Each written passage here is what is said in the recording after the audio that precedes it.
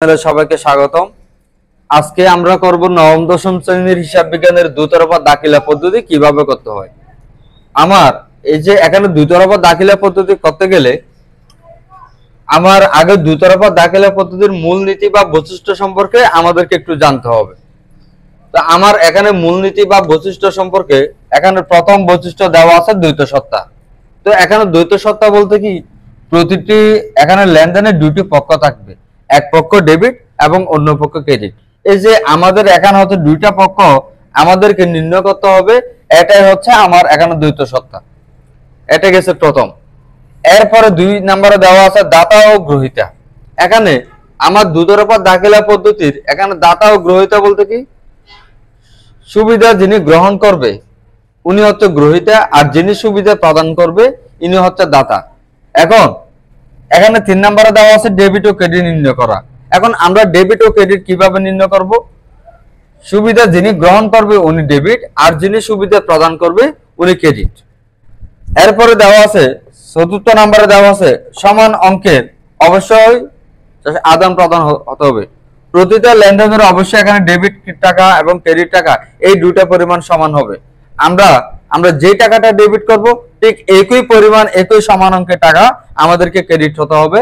এটাই আমাদের এই যে এখানে দুইতরফা দাখিলা পদ্ধতির মূলনীতি বা বৈশিষ্ট্য।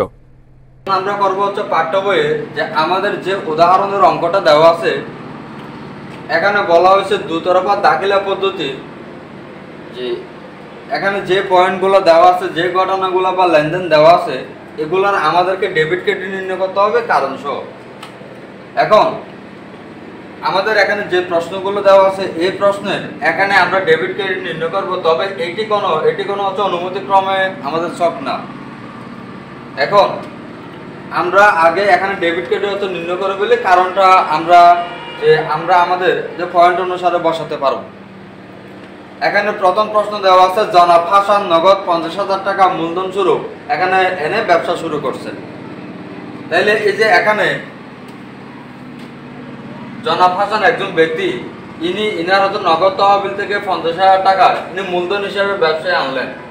এখন আমার যেহেতু নগদ টাকা ব্যবসায় বাড়ছে, এই জন্য আমরা এখানে লিখতে পারি প্রথমে নগদান হিসাব ডেবিট।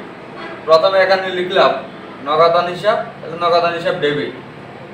এই যে নগদান হিসাব আমরা যে ডেবিট লিখলাম, এখানে কত টাকা আনলো? 50,000 টাকা। আগে আমরা এখানে 50,000 টাকা লিখে ফেললাম।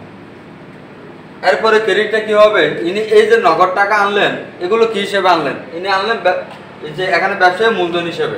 তাহলে আমরা লিখলাম এখানে মূলধন হিসাব ক্রেডিট। মূলধন হিসাব ক্রেডিট এই যে এখানে 50,000 টাকা। এবার আমরা এখানে কারণটা কিভাবে লিখব? এখানে যেহেতু ইনি ব্যবসায় হচ্ছে নগদ টাকা আনছেন, একদিকে আমার সম্পদ বৃদ্ধি, আবার ইনি এই যে নগদ টাকা প্রথমে ব্যবসা শুরু করার সময় মূলধন হিসেবে আনছেন এবং ইনার এখানে মালিকানা সত্ত্ব বৃদ্ধি পেয়েছে। এইভাবে আমরা চাইলে কারণটা লিখতে পারি। এখন এই যে এখানে প্রশ্ন নাম্বার 2, অফিসের জন্য আসবাবপত্র ক্রয় করা হলো। আমরা জানি ক্রয় করলে ক্রয় সবসময় ডেবিট, কিন্তু যদি কোনো সম্পদ ক্রয় করি ওই সম্পদের নাম দিয়ে আমরা ডেবিট করব। এখানে সম্পদটা কি লিখলাম? আসবাবপত্র হিসাব ডেবিট।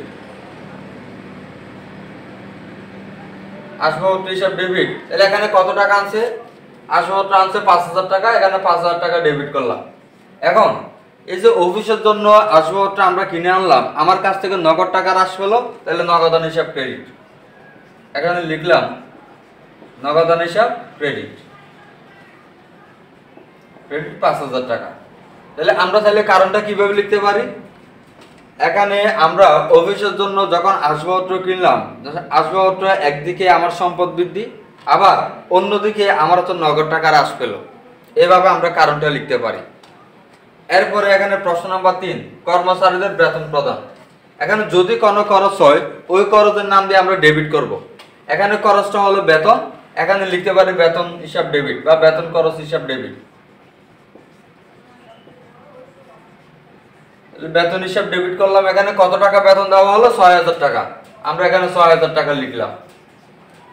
তাহলে আমরা যেহেতু বেতন প্রদান করছি, আমার কাছ থেকে নগদ টাকা হ্রাস পেলো, তাহলে হচ্ছে নগদান হিসাব ক্রেডিট। এখানে লিখলাম নগদান হিসাব ক্রেডিট, নগদান হিসাব ক্রেডিট, এই যে এখানে ৬০০০ টাকা। এরপরে প্রশ্ন দেওয়া আছে পণ্য ক্রয় ২০০০ টাকা, তাহলে ক্রয় যখন করছি তাহলে ক্রয় হিসাব ডেবিট দিলাম, ক্রয় এই যে এখানে ডেবিট দিলাম, তাহলে আমি কত টাকার হচ্ছে ক্রয় করলাম ২০০০ টাকা, তাহলে এখানে আমরা ২০০০ টাকা দিলাম। এরপরে হিসাব এখানে আমরা ক্রেডিট দিয়ে দিলাম, তাহলে নগদান হিসাব ক্রেডিট, নগদান হিসাব ক্রেডিট, এই যে এখানে ২০০০ টাকা। এরপরে প্রশ্ন নাম্বার ৫, এই যে এখানে ব্যাংকে জমা দেওয়া হলো, তাহলে আমার যদি ব্যাংকে জমা দিয়ে থাকি তাহলে এখানে টাকা কে পেলো? ব্যাংক। তাহলে এখানে যে সুবিধা যে পাবে সে ডেবিট, অথবা যে আমার এই টাকাগুলো কে পেলো? ব্যাংক পেলো, এখানে ব্যাংক হিসাব ডেবিট দিয়ে দিলাম, ব্যাংক হিসাব ডেবিট, ব্যাংক হিসাব ডেবিট। আমার এখানে ব্যাংক হিসাব ডেবিট কত টাকা দেওয়া আছে? ২৫,০০০ টাকা লিখে দিলাম। তাহলে আমার এখানে যেহেতু ব্যাংকে আমি নগদ টাকা জমা দিয়েছি, নগদ টাকা হ্রাস পেলো, তাহলে নগদান হিসাব ক্রেডিট, নগদান হিসাব ক্রেডিট। ঠিক একইভাবে